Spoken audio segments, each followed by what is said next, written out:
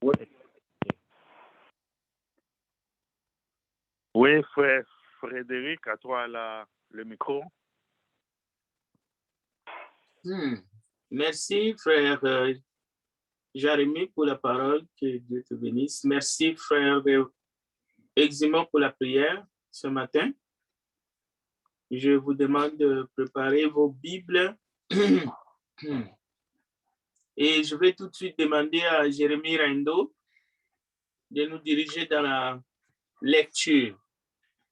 Parfois, je dis prière, mais c'est la lecture. Oui. C'est Acte 15, Acte chapitre 15, versets 1 à 11. Alors, Acte chapitre 15, versets 1 à 11. Quelques hommes venus de la Judée enseignaient les frères en disant, « Si vous n'êtes circoncis selon le rite de Moïse, vous ne pouvez être sauvés. » Paul et Barnabas eurent avec eux un débat et une vive discussion. Et les frères décidèrent que Paul et Barnabas et quelques-uns des leurs monteraient à Jérusalem vers les apôtres et les anciens pour traiter cette question. Après avoir été accompagnés par l'Église, ils poursuivirent leur route à travers la Phénicie et la Samarie, racontant la conversion des païens, et ils causèrent une grande joie à tous les frères. Arrivés à Jérusalem, ils furent reçus par l'Église, les apôtres et les anciens, et ils racontèrent tout ce que Dieu avait fait avec eux. Alors, quelques-uns du parti des pharisiens qui avaient cru se levèrent en disant qu'il fallait circoncire les païens et exiger l'observation de la loi de Moïse. Les apôtres et les anciens se réunirent pour examiner cette affaire. Une grande discussion s'étant engagée, Pierre se leva et leur dit, « Hommes, frères, vous savez que dès longtemps, Dieu a fait un choix parmi vous, afin que par ma bouche, les païens entendissent la parole de l'Évangile et qu'ils crussent. Et Dieu, qui connaît les cœurs, leur a rendu témoignage en leur donnant le Saint-Esprit comme à nous. Et il n'a fait aucune différence entre nous et eux, ayant purifié leur cœur par la foi. Maintenant donc, pourquoi tentez-vous Dieu en mettant sur le cou des disciples un joug que ni nos pères ni nous n'avons pu porter? Mais c'est par la grâce du Seigneur Jésus que nous croyons être sauvés de la même manière qu'eux. Amen. Amen. Merci, frère Jérémie, pour la lecture de la parole de Dieu. J'espère que nous avons tous suivi justement ce qui se passe ici. Nous sommes dans les actes des apôtres. Et les apôtres, pour ceux qui ne savent pas,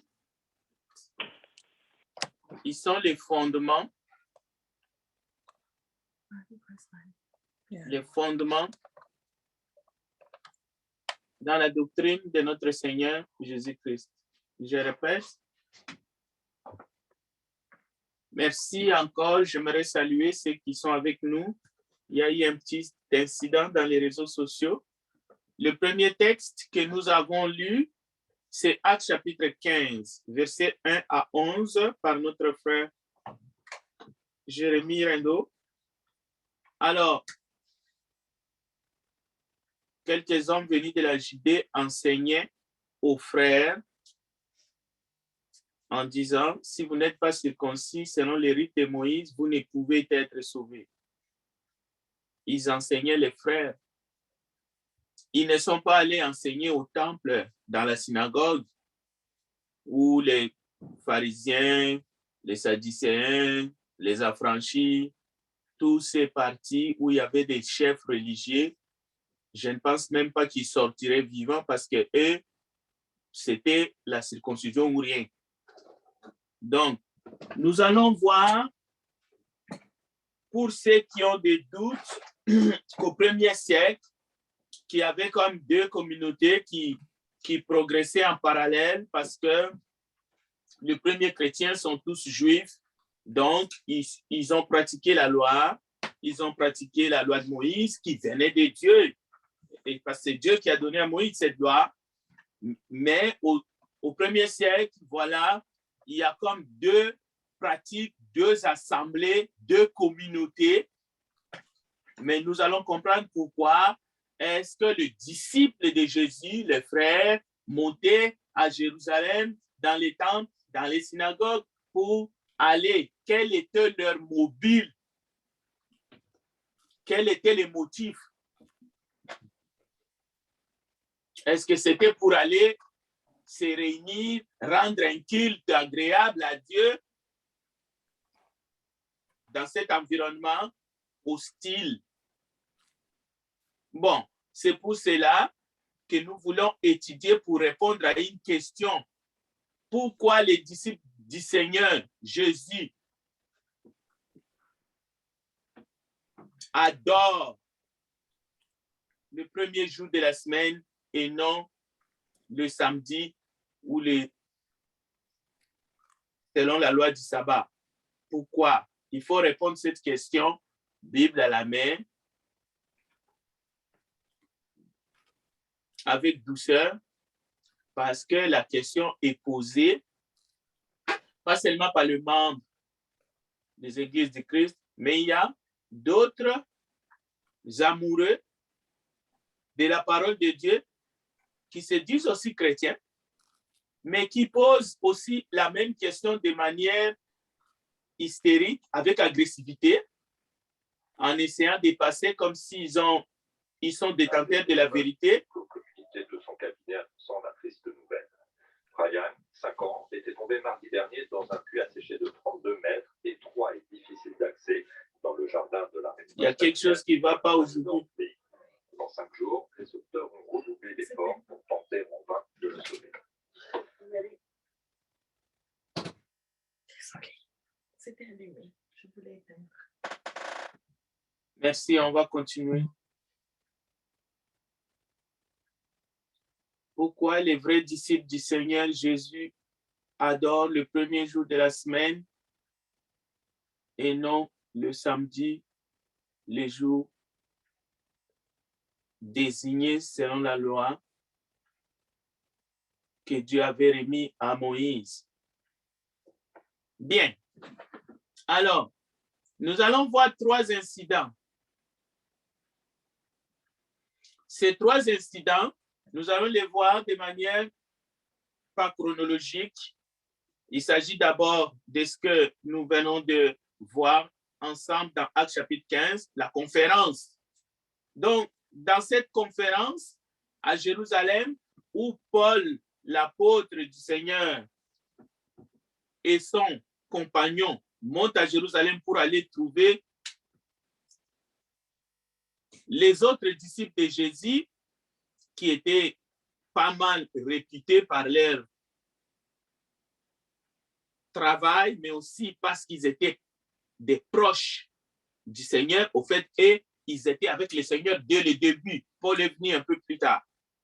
Deuxième point que nous allons voir si l'État nous permet, la négligence de veuves dans Actes chapitre 6 et l'installation des premiers diacres. Et après, nous allons voir l'incident, pas malheureux, mais un incident qui nous enseigne aussi entre Paul face à son aîné Pierre. Et ça s'est passé en public. Nous allons voir cela dans Galates chapitre 2 pour que nous puissions comprendre est-ce que les disciples de Jésus ou l'Église de Jésus-Christ aujourd'hui a-t-elle tort de se réunir le premier jour de la semaine, le dimanche? Est-ce que la loi du sabbat, justement, la loi que Dieu a donnée à Moïse, qu'il fallait que le peuple juif sanctifie le 7e jour, se sanctifie le 7e jour, et qu'il puisse offrir un certain nombre de pratiques à Dieu, disons un culte, parce qu'il y avait plusieurs pratiques. cela s'applique toujours? Est-ce que cela était une loi perpétuelle? Est-ce que ça continue? Ça devrait continuer jusqu'à la fin du monde.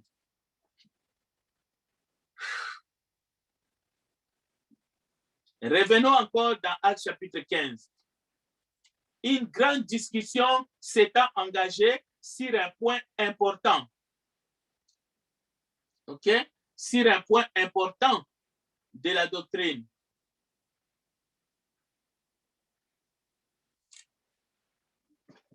La circoncision. Et dans cette discussion, il est clair que certains caciques, c'est-à-dire des personnes, non seulement ils sont âgés, mais ils connaissent la parole que Dieu avait donnée à Moïse. Lorsque Paul et son compagnon arrivent à Jérusalem, d'abord, ils furent reçus par l'Église, c'est-à-dire les apôtres, les anciens, et ils les racontaient tout ce que Dieu avait fait avec eux. Ce n'est pas le diable qui a fait ces choses avec eux. Ils racontèrent à qui? À l'Église. Donc, les dirigeants de l'Église, les apôtres et les anciens dans l'Église. Ne confondez pas ici les anciens de Sanhédrin. Non, non, non. Ici, c'est les anciens dans l'Église qui étaient à Jérusalem. Et les apôtres qui sont les fondements, selon la doctrine. Et Jésus-Christ est la pierre angulaire. D'abord, Paul et son compagnon ne montent pas au temple. Ils ne sont pas allés voir les pharisiens, les dirigeants qui étaient dans les temples pour résoudre ce problème-là. Ils ne montent pas là-bas. Nous verrons pour quelle raison les premiers disciples et même Jésus lui-même allaient dans les synagogues. Nous devons comprendre cela pour répondre à cette question. Et à tous nos auditeurs qui voudraient comprendre quelle est la raison pourquoi nous sommes réunis aujourd'hui, premier jour de la semaine, pour adorer Dieu. Et je vais aussi dire dans mon introduction, il y a adorer et adorer. Il y a l'adoration de tous les jours, à toute heure de la journée. Vous pouvez adorer n'importe où. Vous pouvez louer n'importe où. Vous pouvez vous entretenir par des chants, des cantiques, des hymnes. Vous pouvez prier n'importe quel jour de la semaine. Ne confondez pas tout cela avec l'adoration du premier jour de la semaine. Parce que l'adoration du premier jour de la semaine, ce n'est pas pareil. Lorsque l'assemblée s'est réunie pour adorer les premiers jours de la semaine, n'allez pas confondre ça avec l'adoration que vous pouvez avoir à titre personnel, n'importe quel jour de la semaine, n'importe où. N'allez pas non plus confondre cela. Pourquoi? Parce que l'adoration du premier jour de la semaine en assemblée, il y a des éléments qui entrent en ligne de compte. Parce que parmi les éléments du culte, il y a plusieurs choses. Mais il y a des éléments comme le repas du Seigneur, la collecte du premier jour de la semaine. Et le premier jour de la semaine, on se réunit pour rompre du pain, pour rompre le pain. On ne peut pas avoir justement ces choses-là les autres jours de la semaine. Comme dans l'ancien culte, dans l'ancienne alliance, dans la loi de Moïse, aussi, le sabbat, le jour du 7e jour où les peuples montaient au temple, il y a des pratiques qui ne se faisaient que ces jours-là. Vous ne pouviez pas les faire, par exemple, le premier jour ou le deuxième jour ou le troisième jour. On pouvait offrir tous les jours, mais il y a des pratiques qu'on ne pouvait faire que le 7e jour. Et il y a des choses aussi qu'on ne pouvait pas faire le 7e jour parce que c'était le jour du repos. Il fallait sanctifier ces jours-là. Or, la sanctification dans l'Ancienne Alliance comportait beaucoup d'interdictions, des choses qu'on ne devrait pas faire. Si on les faisait, on s'essuyait devant Dieu. Donc, comprenons-nous bien. Ne mélangeons pas prier en tout temps avec l'adoration du premier jour de la semaine. Alors, arrivé à Jérusalem, il fut reçu par l'Église, les apôtres et les anciens, et il racontait tout ce que Dieu avait fait avec eux. Écoutez bien, quelques-uns du parti des pharisiens, ça peut être aussi quelques-uns du parti des sadducéens, et il y avait des affranchis et beaucoup d'autres choses. quelques-uns du parti des pharisiens qui avaient cru, c'est-à-dire parmi les pharisiens qui étaient un parti, dans ces partis-là, il y avait ceux qui avaient cru au Seigneur Jésus, mais il y avait ceux qui n'avaient pas cru au Seigneur Jésus. Mais parmi ceux qui avaient cru au Seigneur Jésus, qui commençaient à se réunir en assemblée de l'Église au 1er siècle. Et ici, ça ne se passe pas dans les temples ni dans une synagogue. Pas dans ces contextes-là.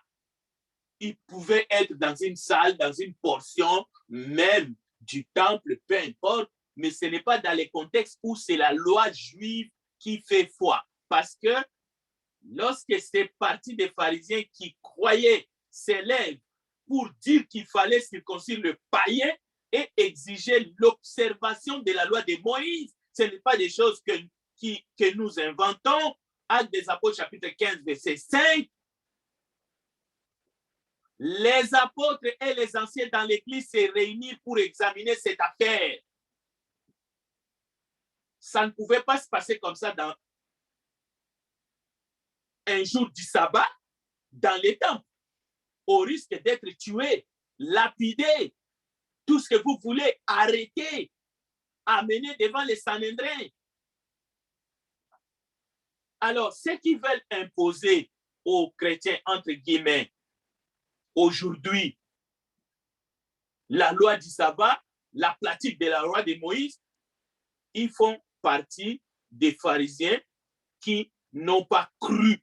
Ils font partie du parti des Sadducéens et d'autres gens que nous allons découvrir, mais qui n'ont pas cru au Seigneur Jésus. Mais ce n'est pas ça la raison. Nous allons voir les Écritures qui ordonnent par des commandements directs le culte du premier jour de la semaine, contrairement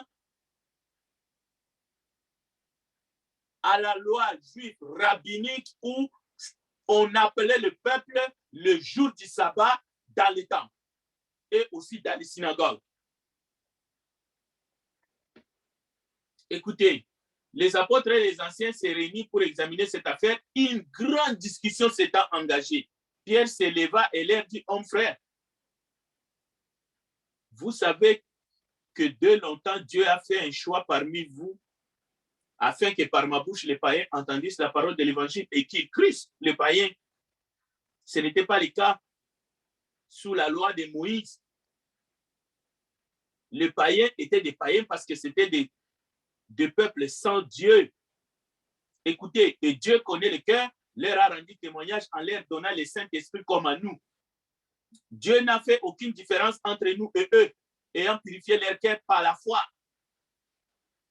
Maintenant donc, pourquoi tentez-vous Dieu? En mettant sur le cou des disciples un joug qui ni nos pères ni nous n'avons pu porter. Il y a des gens jusqu'aujourd'hui qui ne comprennent pas que l'application de la loi, même pour le peuple juif antique élu, était tout simplement impossible. Cela veut dire que par la pratique de la loi, l'être humain ne pouvait pas s'approcher de Dieu de manière irréprochable. Cela veut dire qu'on ne peut pas prétendre aujourd'hui pratiquer la loi du sabbat telle que Dieu l'avait exigé. C'était pratiquement impossible. Mais pas seulement la loi du sabbat, mais la loi dans sa totalité, dans sa globalité. C'est ça que ça veut dire que la loi était un joug que ni nos pères, et ça c'est un juif qui parle, ni nos pères, ni nous n'avons pu porter. C'est la raison pourquoi que la grâce du Seigneur Jésus et la vérité sont venus. C'était pour alléger ces jours-là. C'était pour sauver. C'était pour apporter la repentance à Israël. Alors, si vous ne comprenez pas ça, mais nous arriverons à répondre à la question. Le verset 11 dit, mais c'est par la grâce du Seigneur Jésus que nous croyons être sauvés, de la même manière que ce qui n'était pas possible avant. Maintenant, qui sommes-nous? Qui es-tu toi pour dire à Dieu, tu as dit qu'il fallait respecter les sabbats, ta parole est éternelle. Au nom de quoi maintenant tu as changé? Les gens doivent se réunir encore les dimanches. Écoutez, on a le droit de poser la question. Mais Dieu est Dieu. S'il a fait une alliance et que cette alliance est devenue ancienne, c'est lui qui dit que cette alliance doit être remplacée par une nouvelle alliance. Où est le problème? Cela veut dire que Dieu n'est plus Dieu parce que ce qu'il a dit avant n'est plus éternel.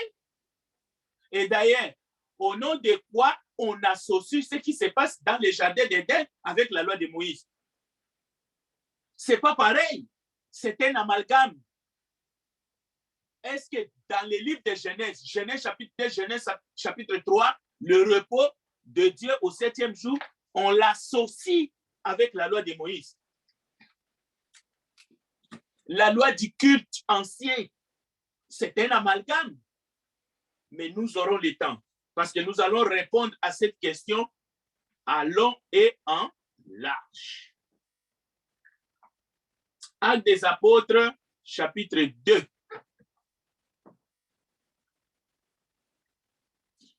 Que toute la maison, nous sommes au verset 36, d'Israël, que toute la maison d'Israël sache donc avec certitude que Dieu a fait Seigneur et Christ, ce Jésus que vous avez crucifié, à qui l'apôtre Pierre s'adresse ici. À qui? Au peuple. Mais au premier plan, c'est au peuple juif. C'est à la maison d'Israël. On ne force pas les textes. On constate seulement que toute la maison d'Israël sache donc avec certitude que Dieu a fait Seigneur et Christ, ce Jésus que vous avez crucifié. Est-ce que la maison d'Israël savait qu'ils ont crucifié le Christ de Dieu? Même Paul lui-même, avant sa conversion, dit tout ce que je faisais, toute la persécution que je faisais, je persécutais le Christ, mais c'était dans l'ignorance. Mais eux, ils savaient, parce que, disons, les anciens là, on parle ici des Juifs antiques, parce que là encore, on essaie de faire un amalgame avec le peuple qui habite aujourd'hui Israël, disons moderne, juste pour la compréhension, on confond les choses. Or, il y a un enseignement dans la Bible qui est le vrai juif. C'est dans la Bible qui est le vrai juif. Les vrais juifs aussi est haïtien, les vrais juifs aujourd'hui est français, les vrais juifs selon les Écritures. Ce n'est plus celui qui a le marque dans sa chair. Et cette marque-là, c'est la circoncision.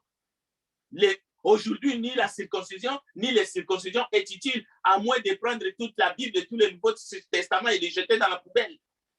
Qui est le vrai juif aujourd'hui? Le vrai juif, ce n'est plus celui qui l'est par sa chair. C'est celui qui l'est par l'esprit.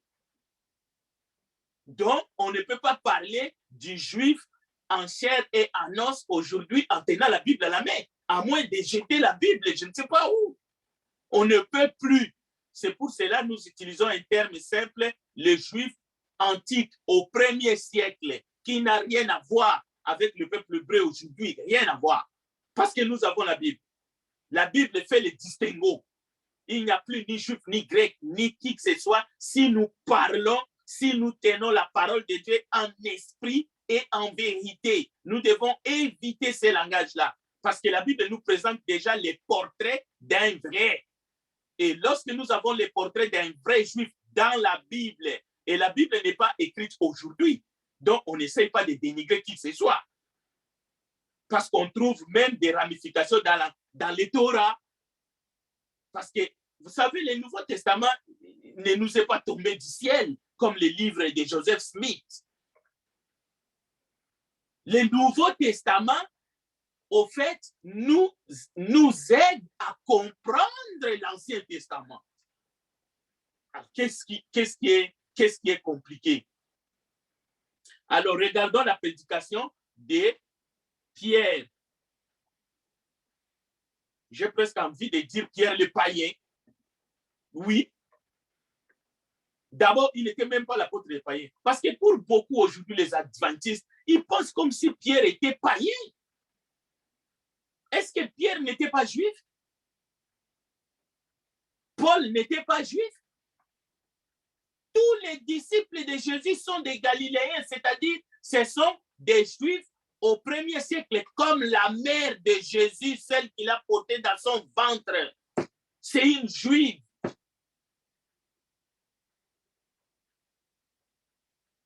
On veut nous faire croire que,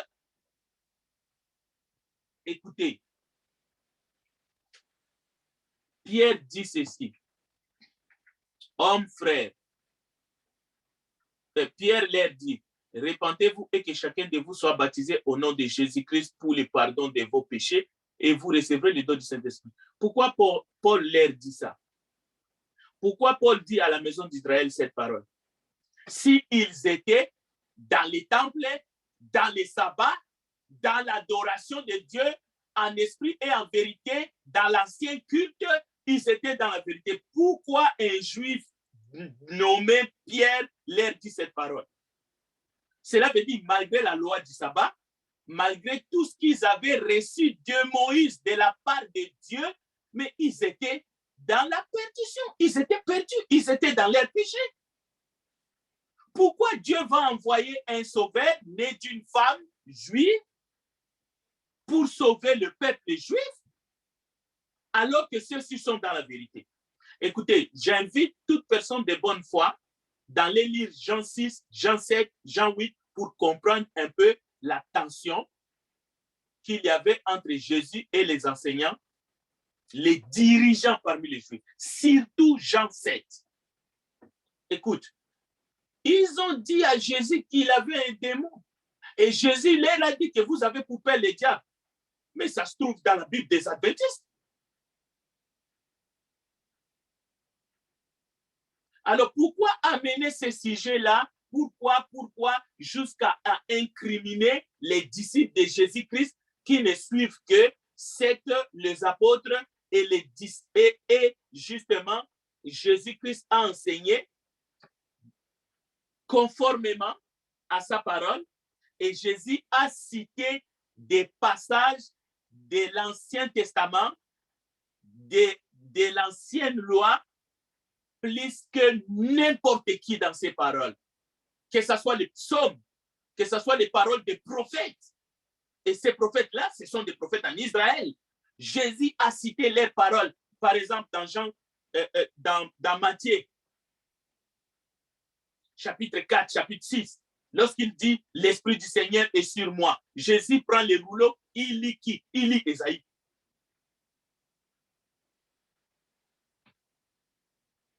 Écoutez Pierre qui leur dit encore, « Sauvez-vous de cette génération perverse. » Ceux qui acceptèrent sa parole furent baptisés. En ce jour-là, le nombre de disciples s'augmenta d'environ 3000.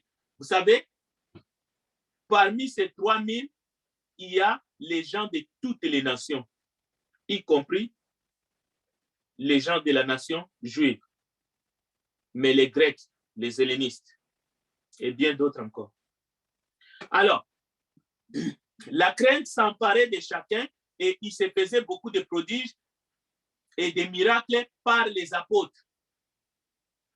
Ces choses-là n'étaient pas monnaie courante.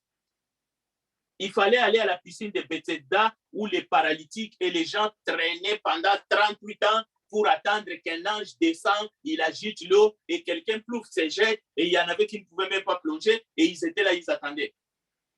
Est-ce que ce qui se passe entre les mains des apôtres dans la communauté, parmi les peuples, on les voyait dans les synagogues et les temples? Les temples, oui, que Salomon a bâti sur ordre de Dieu, on ne voyait pas ces choses-là. C'est pour cela, Jean et Pierre, ils vont monter au temple à l'heure de la prière. Mais pourquoi ils y vont? Ce n'est pas pour un culte agréable à l'honneur de Dieu comme nous sommes en train de le faire ce matin. C'est pour aller témoigner le Christ. C'est pour montrer les œuvres de Christ, le miracle, le paralytique, le boiteux va se lever. Mais pourquoi?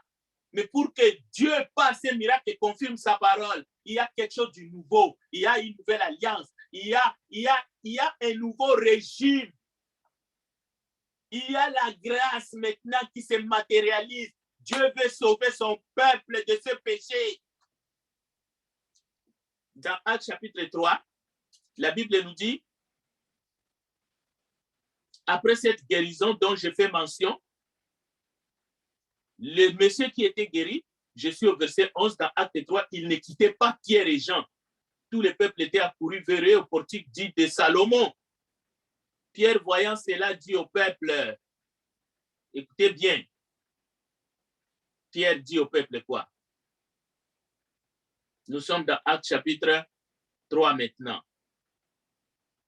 Pierre dit au peuple, homme israélite, écoutez bien, homme israélite, pourquoi vous étonnez-vous de cela? D'abord, pourquoi ils sont étonnés? Il dit, pourquoi avez-vous les regards fixés sur nous?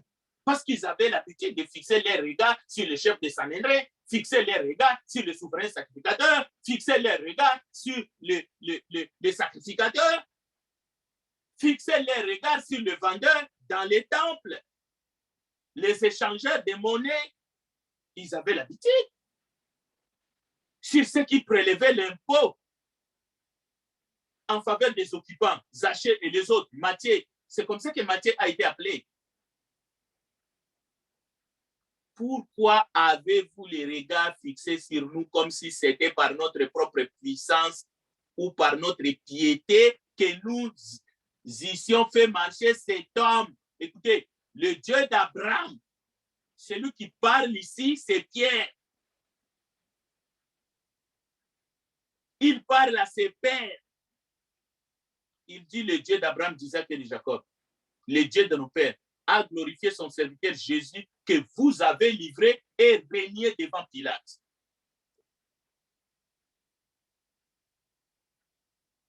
Même Pilate, le païen, était d'avis de les relâcher. Ce n'est pas moi qui le dis, c'est dans le texte. Et le verset 14. Vous avez régné le saint. Le saint n'était pas dans le temple, ni dans la synagogue. Hein. Le saint est venu d'en haut. Vous avez régné le saint et le juste. Et vous avez demandé qu'on vous accordât la grâce d'un meurtrier, Barabbas. Vous avez fait mourir le prince de la vie que Dieu a ressuscité des morts et nous en sommes témoins. Maintenant, quel jour Dieu a ressuscité le saint d'entre les morts? Cette question-là, tous ceux qui posent la question pourquoi on se réunit le premier jour de la semaine, ils doivent répondre à cette question selon les Écritures. Jésus-Christ n'est pas ressuscité un autre jour. Vous voulez que je vous donne un texte qui dit clairement quel jour nous devons nous réunir. Mais nous allons y aller pas à pas et ce texte-là, vous allez l'avoir. Et même si vous l'avez, si vous êtes incrédule, vous n'allez même pas y croire. Parce que le diable est en train de vous rendre incrédule. Vous aurez ce texte-là. Mais vous devez comprendre d'abord d'autres raisons. C'est quel jour de la semaine que Jésus, le Saint, a été ressuscité d'entre les morts? Dieu l'a fait ressusciter d'entre les morts. Dieu l'a ressuscité d'entre les morts à partir de sa tombe, et non pas à partir du temps, et non pas à partir d'une synagogue quelconque. Le premier jour de la semaine, Jésus n'est pas sorti du temple le jour du sabbat. Je suis désolé.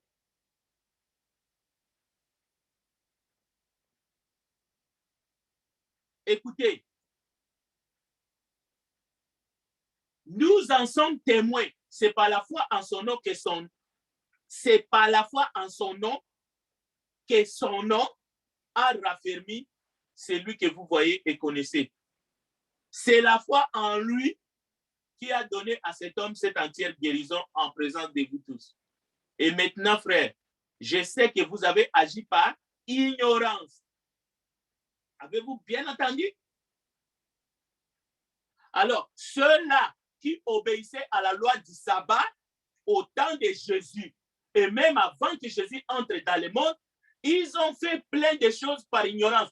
Même si le commandement venait de Dieu, il faisait cela, il ne comprenait pas. C'était quelque chose comme un aperçu. On vous donne un avant-goût, mais la réalité arrivait après. Et Dieu est capable de dire, écoutez, tous les jours sont pareils. Et nous verrons ça dans Romains 14. La question n'est pas de donner de l'importance exagérée à un jour. Loin de là. Loin de là. Mais la question est de savoir pourquoi nous continuons à faire comme les premiers chrétiens l'ont fait. Et quelles sont les raisons qui nous poussent à les faire? Et il y en a, j'ai suivi des gens qui attaquent un homme, qui essaient de leur faire comprendre justement comment comprendre pourquoi les chrétiens se réunissent les premiers jours de la semaine, mais ils sont tellement agressifs qu'ils veulent l'avaler. Parce que pour eux, c'est les sabbats, c'est les sabbats, c'est les sabbats, c'est les sabbats, c'est les samedis, c'est les samedis. Vous faites pécher les gens, mais écoutez, réfléchissez. Réfléchissez, regardez. Dieu est capable d'amener l'homme petit à petit là où il veut. L'adoration, ce n'est pas comme nous voulons aujourd'hui, l'adoration en esprit et en vérité. C'est Dieu qui veut. Avant, les lieux étaient importants. On peut même dire que les jours étaient très importants. Si Dieu décide que le lieu et le jour ne sera plus important, comme dans l'ancien régime, dans l'ancienne alliance. Maintenant, le lieu et le jour, ça ne sera plus important.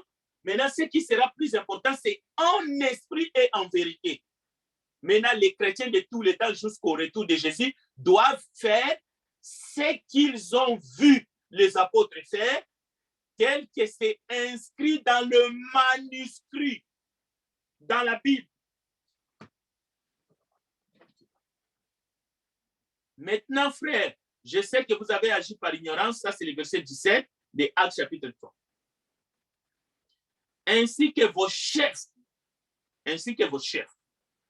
Mais Dieu a accompli de la sorte ce qu'il avait annoncé d'avance par la bouche de tous ses prophètes, que son Christ devait souffrir. Écoutez le verset 19, c'est un appel. Et cet appel est valable encore ce matin. Répentez-vous donc et convertissez-vous. Pourquoi c'est convertir si on est dans les bons?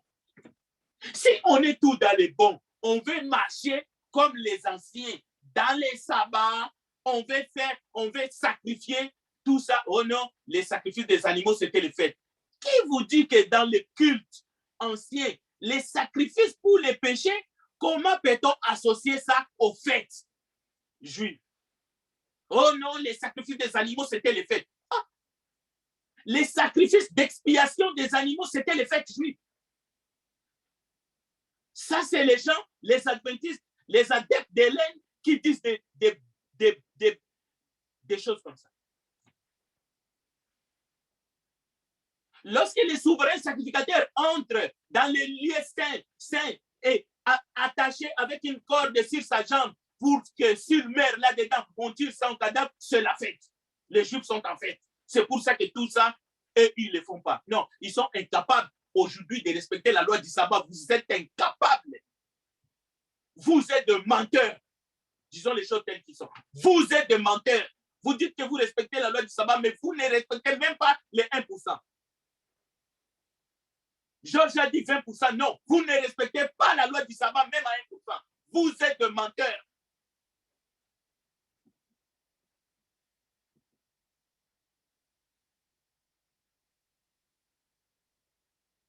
Écoutez, le verset 24, le verset 22, Moïse a dit, le Seigneur votre Dieu vous suscitera d'entre vos frères un prophète comme moi.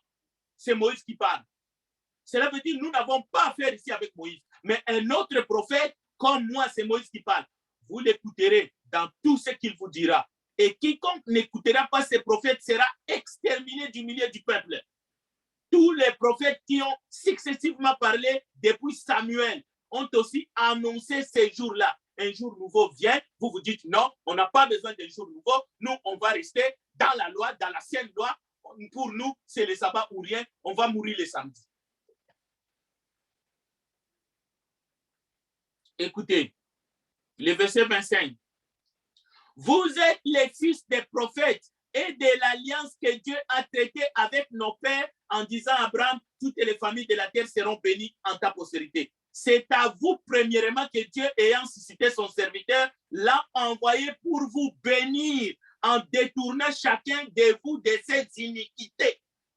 C'est-à-dire, en respectant la loi du sabbat, les gens étaient dans leur iniquité. Maintenant, Dieu envoie un sauveur, un serviteur pour vous bénir. Vous vous dites non.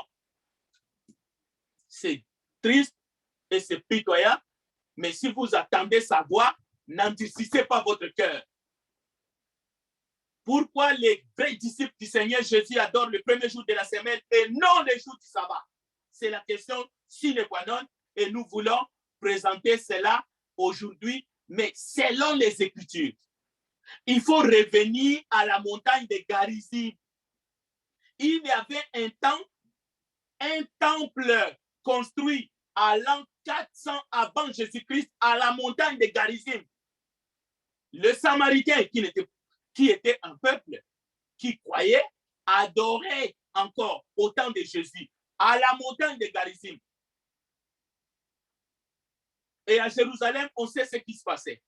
Mais ici, c'est une conversation, c'est un entretien entre un homme, pas n'importe qui, et une femme samaritaine.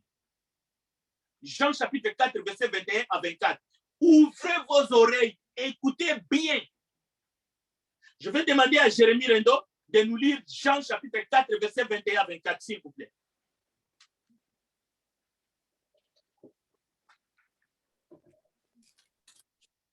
Jean chapitre 4, c'est quoi les versets? 21 à 24. 21.